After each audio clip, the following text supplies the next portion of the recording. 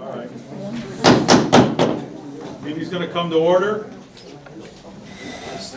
Pledge allegiance. Flags in the back corner right. I pledge allegiance to the flag of the United States of America and to the republic for which it stands, one nation, under God, indivisible, with liberty and justice for all. Amen. Hey, Randy, can you close that back door? Draft. Roll call. Roll call. Gary? Here. Darrell Haynes here. Dennis? Dennis Szymanski here. Kevin Garrity. Kevin Garrity here. Okay, so we're going to have a nice and calm and relaxed meeting, and we're not going to have any outbursts because you'll be asked to be removed from the premises because this is the Lions Hall. And I just want a nice, calm meeting. Let's move right on to public comments. The public comments will be on the agenda items.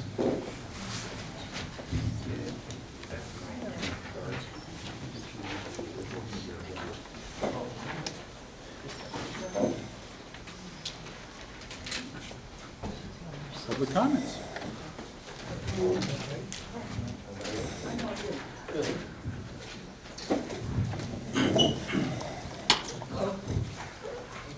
Frank Bronco, 2630 South Channel. And I just have a question about what the rules are for appointing board of directors to the committee. Appointing and removing members to the board. Thank you. Thank you.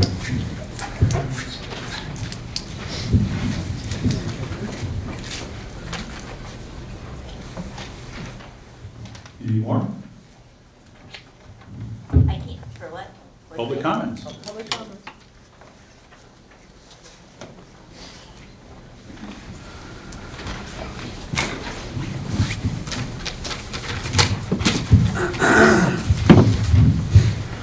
Wendy Lines, South Channel.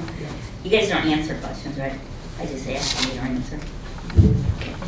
I just wondered if you could put on your website the date that you received the grant and what date you started the feasibility study and what date you started the traffic study and what date they're going to be finished. They're not finished, right? And when the results will be in for those. And is there a MEDC investigation on the money that you received? And why you didn't receive the $750,000 grant money? Why you didn't get that? Or can the grant writer explain why you didn't get that? That's it. Did you get that, Sue? Anybody else?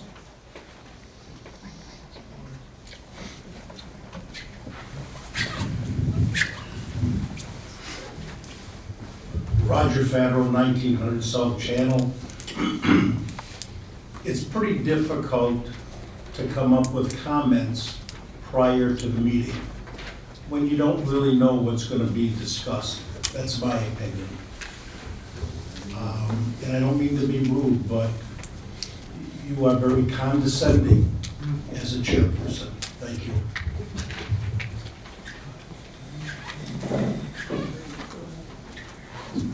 Anybody else?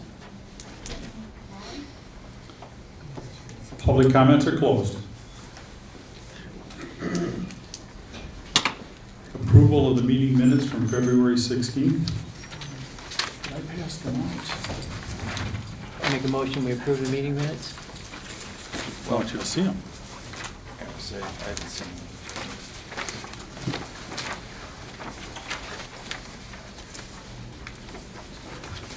I got one for the other guy right there.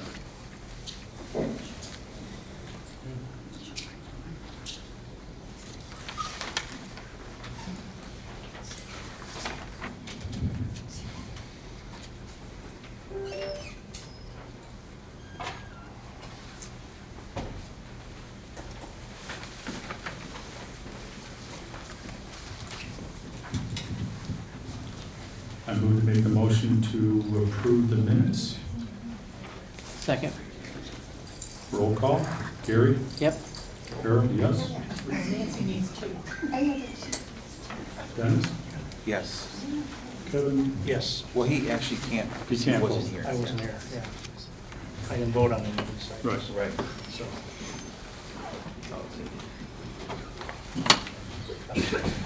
Okay.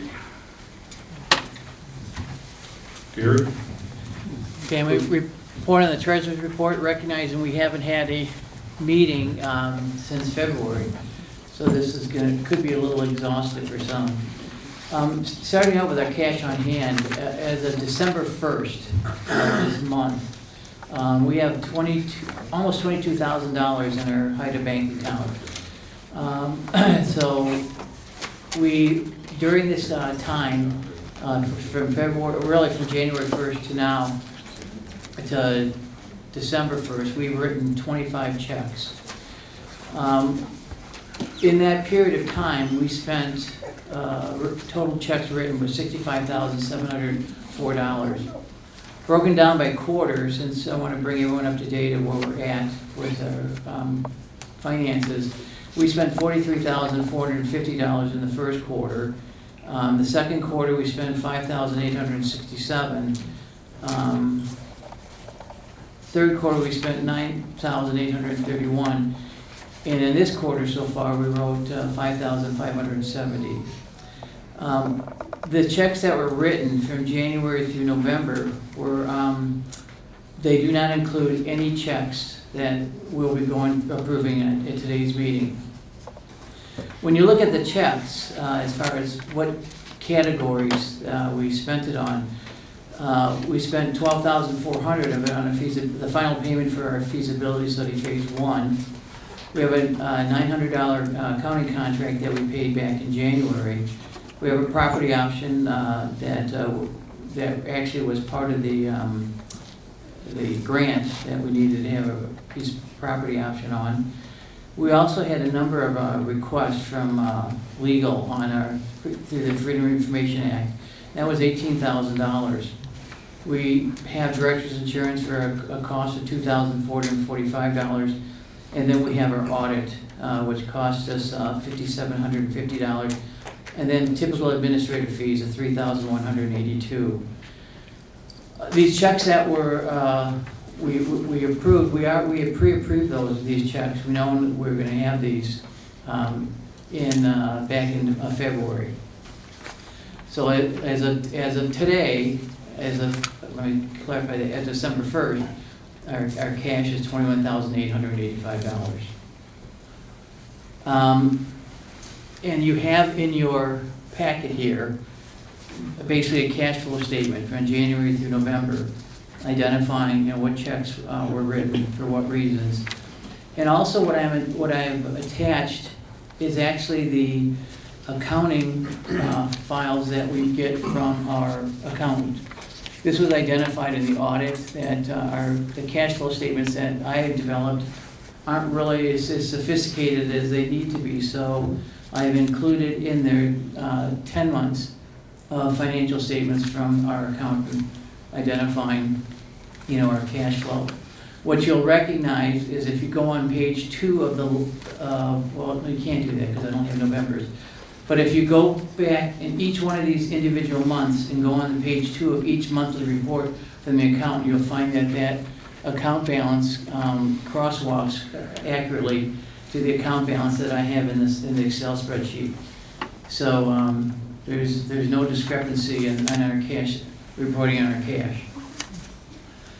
So the second thing I want to do is we're required by our grant folks from the state of Michigan, Michigan Economic Development Corporation grant, is every quarter to have some type of report that actually talks about what expenses that we pay for, and they actually have categories that are predetermined at the state level. And these are the first 3 quarters of this year. It would be basically ending March, ending in June, and ending in October. So these reports are filed with the state. look at our expenses, and they actually, are they qualified expenses under the grant. Our next report is going to be due January 15th, and that'll be our final quarter. Our grant will close at the end of this month. Anything we don't spend in this grant, we have to write a check back to the state. I expect that what we'll find is when we go through the counting of the checks that we will be basically a zero fund balance left in the grant. We'll have spent the grant monies that were allocated to us. So those are the three reports here. The third thing is the audit. Now the audit was something that we did back in, I want to say February or March. No, March. But because we didn't have a meeting, we couldn't approve it, so we're going to actually go back and look for approval as we go through this. But there are 3 findings. Interesting is 2 of the findings were the same findings that they found in the audit that was done for 2022. And I'm going to just take some time to go through the 3 different findings. We had a company called Gaybridge & Company do this. It was an 18-month audit ending December 31st, 2023. And there were 3 material findings. The first one was a material audit adjustment and financial statement preparation. This was the repeat finding. Is Gaybridge recommended that management continue to monitor the relative costs and benefits securing other external resources necessary to develop material adjustments and prepare a draft of the authority's annual financial statement versus contracting it with its auditors for these services. One of the things that came up in the audit, and again, I'm not an accountant, they wanted to have an accrual basis for our report, and I don't have that, so we had to use the auditors to do that. And so their recommendation is you need to be a little more sophisticated in your financial management. And that was one of the reasons why you'll see on the reports, as I pointed out, you have that the report on a monthly basis by the accounting. We use Emil Enterprises for our accounting. Right. And so that's why you'll see that. Our response was, HITA has hired an outside accounting firm in 2023 as a response to a UHY audit finding in 2022. Gaybridge, as a company, will provide the treasurer of accounting, myself, of HITA, what they're looking for so we can be in compliance. They've given me that information, and I've sent that on to our accounting company, and they are doing the reports as you've already have done. The second one was also a repeat finding. It was segregation of incompatible duties. Gaybridge's recommendations, while there are of course no easy answers to the challenges of balancing the costs and benefits of internal controls and the segregation of incompatible duties, we would nevertheless encourage management to actually seek ways to further strengthen its internal control structure by requiring as much independent review, reconciliation, and approval of accounting functions by qualified members of management as possible. Our response was, as a result of a limited staffing, we're all volunteers, we don't have staff, we cannot accomplish the desired segregation of duties. Management, however, will provide an increased oversight and review of the operations to help correct errors and to deter inappropriate actions and potential fraud.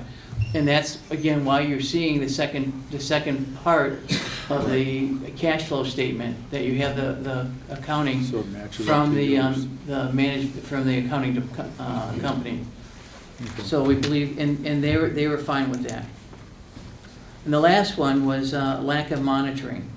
Gaybridge directs the authority to develop a budgetary control procedure that will ensure the expenditures do not exceed amounts authorized in the General Appropriations Act or amendments thereof. Our response was, depending how often HITA meets on a yearly basis, HITA will do semi-annual budget amendments using reliable financial statements and more as needed to ensure that expenditures are not in excess of the approved final budget. And what that was is when we developed our budget back, for 2023, we said, okay, it's going to be X amount of money.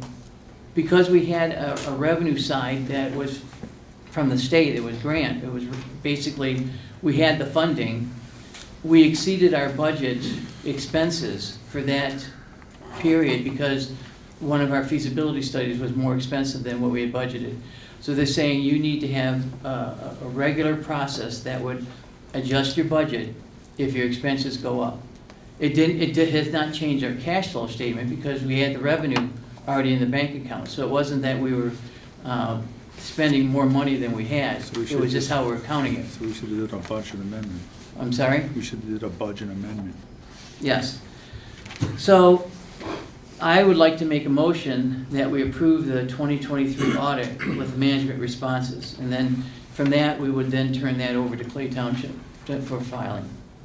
I'll second. Roll call vote. Gary?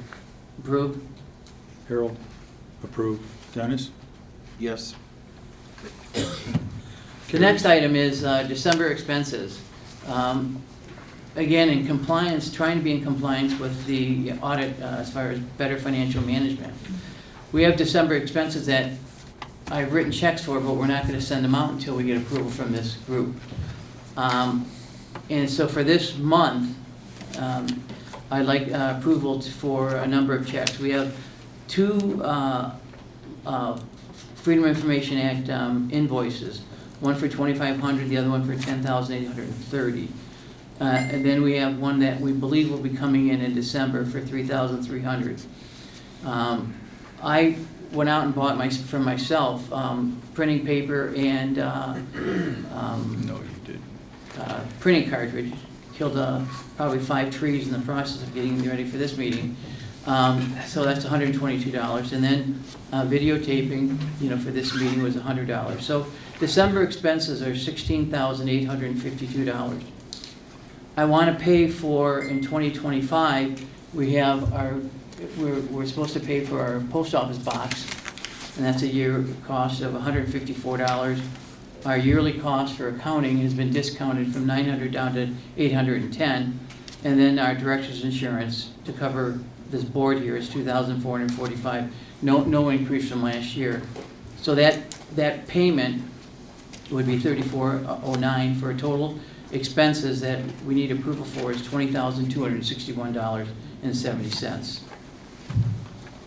So I'd like to make a motion that we approve these budget items so I can get them posted before the end of this year.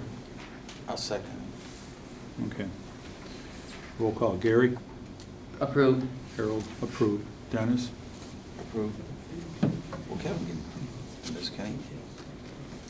Can he do this? Yeah, Kevin, yeah, you can approve it. Yeah, approved. Sorry, didn't. The next item is our 2025 HITA expense budget.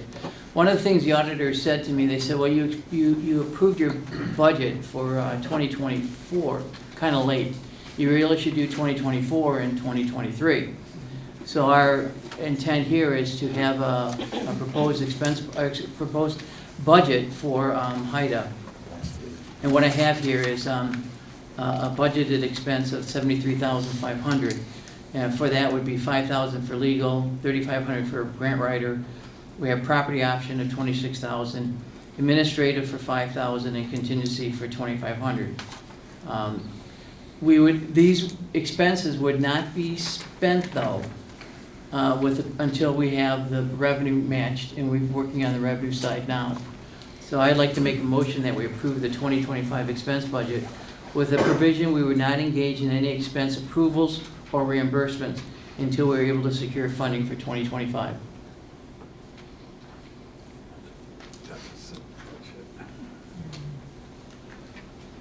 I'll second. Gary? Approved? Harold? Approved. Dennis? Just so we're reiterate that we would not engage in any expense approvals or reimbursements until we do secure funding. Right, yeah. That was the second part. This is really not so much of a budget. This is just the It's start. really, it's the governor of expense management, basically, because we still have to put a revenue piece to this. Yeah, this is just the preliminary. This is to get moving so they don't get us again on, we waited too long. Okay, I'll approve it, or yes. Kevin? So, the two biggest expenses are the grant writing and the Yeah. property option. Yeah. Yes. Is the property option a necessity? I mean, is that something that you feel needs to continue to go forward to? Based on the, when we got the grant, one of the conditions of the grant was they needed a property to be able to set the feasibility around when they do engineering and stuff. So the property had to be secured. We don't own it. It's just an option. And if the feasibility says, okay, yeah, it makes sense, then, you know, we have the decision to make, are we gonna purchase the property? So we need to have that as part of the feasibility study. So being as this is my first meeting, I'd rather abstain from voting yea or nay, so. Okay, all right. and- So I can, you know, come up to speed a little bit more. I'll bring you up to speed on what's going Okay. on in that. So it passes? It passes then? Yes. Okay. And the last one is the cash disbursement, and this was identified in our February meeting, that we would develop a policy to get our arms wrapped around, we're just not approving invoices without having some controls. Recognizing to try to get a board together to approve an expense is costly. You've got the Lions Hall rental, you've got, you know, people's time, you've got, you know, we videotape this, there's an expense with that. So what I have here in front of you is basically 3 policies that would give us some language to ensure that we have some guardrails on how we approve expenses. Recognizing sometimes there are expenses that you know, we're going to have to make, you know, without having a lot of oversight. But having these policies gives us that oversight as far as the control that the auditors are looking for. So I have basically this divided into 3 different sections. Services provided via contract, and that's a no-brainer. We have contracts, you know, we're going to honor the contract, and we go ahead and do that. The invoices are typically forwarded to me, it may be through, you know, one of the board members or from Harold, but we pay those upon receipt. And those are really, typically, we do not pay for those unless, if they're contractual, we agree on the contract. You know, none of us individually can agree to a contract. We have to do that as a group. And then we have the next level is services provided without a contract under $1,000. We don't get a lot of them, but they're the ones that, okay, we have Lions Hall, or we have videotaping, or we have, you know, I just went out and bought some stamps, or, you know, those things. You don't want to have a meeting for those, you know, so under $1,000, you know, there's typically what I have done is would give Harold a call and say, okay, we need to, you know, I need to get this, are you okay with that? So there is a process. It's not, you know, the treasurer just making, you know, willy-nilly decision. And that was one of the questions that was item 2 of the audit, is having better controls in that. So this really, this policy and the next one are basically, you know, policies. And this next one is the same policy. One is with contract, one without contract. So none of us can approve a contract or an invoice under over $1,000. And that's really what that is. We had approved that the last February meeting, but it was never put in the meeting minutes. It was never identified. So I don't know why that didn't. yeah, and that's why the auditor basically said, well, you don't have any controls. And I said, well, yeah, we have conversation on it, but he was right. We didn't have it wasn't in the minutes. identified. So what this is this will go into, I'm not sure where it goes into, but it becomes a working document that we follow. Did we have the videotape of that meeting? Probably. I don't know.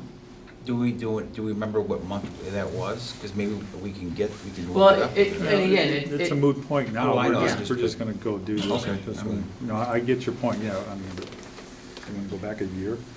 No, I mean, but just so that you could see that. I mean, if I would have thought of that during the audit, that may have helped us, but, I mean, it really wasn't a significant finding. They basically said, you need to have more controls, because there's always a potential fraud, and so having those controls gives you, again, guardrails, that keeps us from, you know, okay, what's the treasurer doing?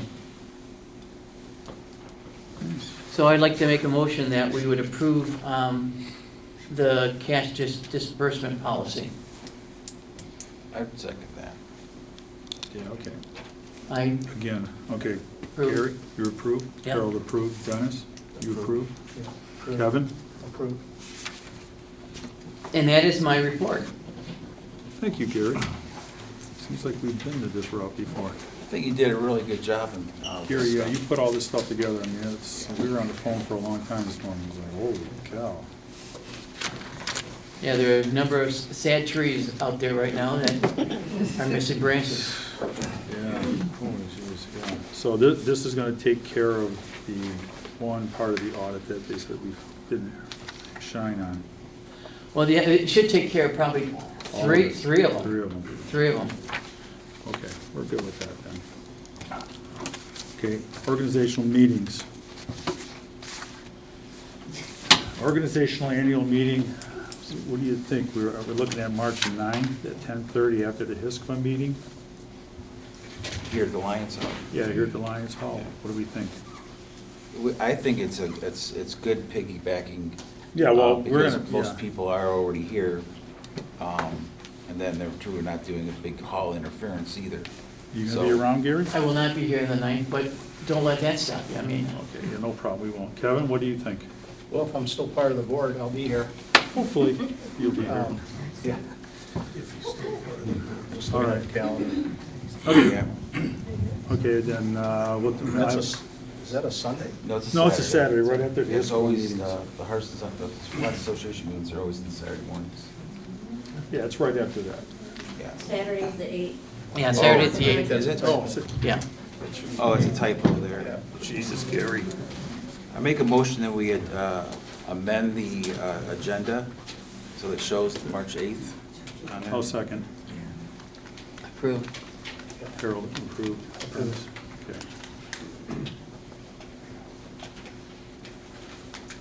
All right. Okay. Board comments. Gary? Nope. Me? Nope. Dennis? Yeah, I'd like to, Go with it. you know, since we have fresh eyes and ears as well here, I think that we should entertain another reach out to Champion Ferry for maybe a sit down here and kind of go over some things here. Any ideas, suggestions, and whatnot. I think that's a great idea. I think there's been a lot of contention. I think having some come together moments might not be a bad idea, but it doesn't hurt. I don't see why it could hurt. Well, I talked to Skip, who's on the committee, and we talked to him for about an hour yesterday on that situation. Yeah, I think it might be a good idea to try to sit down again. I really do. It's you know, everybody's got the wrong opinion here, and I think that we really do need to sit down. I tried to sit down before. We'll try it again. Well, a lot of dust is settled, you know, and Yeah, you don't want it to shake has, anything more up. it So has, that's, but, and yeah, I think, yeah, let's make a motion. Well, I want it on the record. I made the motion. I'll second the motion. I support. I support. Now, Kevin, you support, I know you said you did. And Dennis, I want to hear from you. Okay, let's, Sue, would you put that in the minutes? Make sure it's in there? Yes. So we'll have to set up a time, figure out when, and we'll go with that. Well, I still have more board comments, though. Hmm? I still have more board comments. Dude, it's on you. Just a reminder, we have for the Lions with Breakfast with Santa Saturday morning, 9 o'clock. I'm hungry.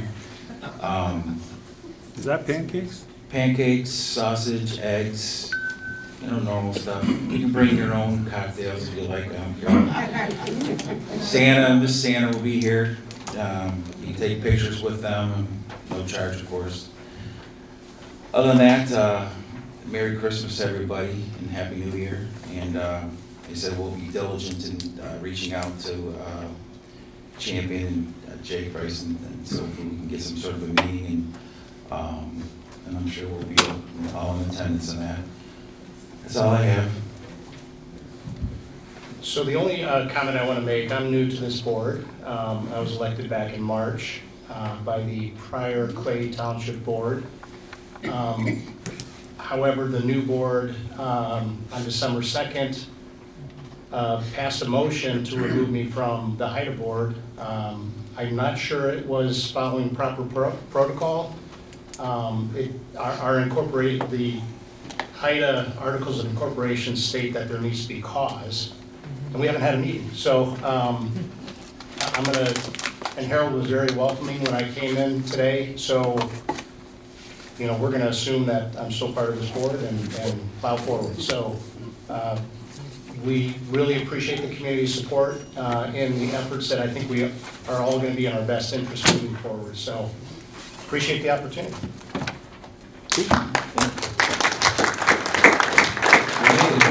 I make a motion to adjourn. I'll second. All right, we're done. We're adjourned.